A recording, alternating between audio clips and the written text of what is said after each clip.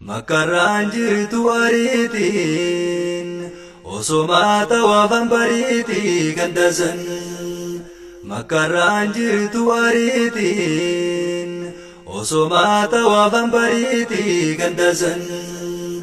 Yaa shawqii Makkaa fi Madiinaa onnerraa ol nama finiina gandasan.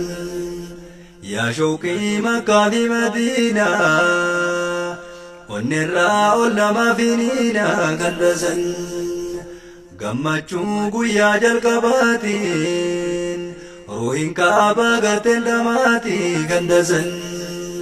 Ni urgaaya akka miskiidha ummanni akka dambaliidha gandasan.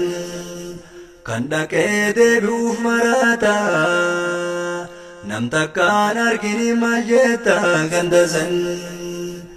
Yaa lazzaa Zamzama Makkaati yoo dhugan qalbiin qabbanooyti gandasan. Yoo dhayxee Zamzama hambuuytu dhibemmaan tokkolleen sintuuytu gandasan. Guyyaan kan dhugu miliyoona hin dhumuun dhumne hanga yoona gandasan. Birri miti sirri si dhaaba harama beeyti rahman Kaaba gandasan.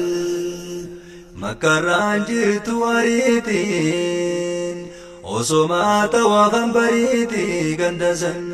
Makarraan jirtu ariitiin osoma tawaafan bariitii gandasan.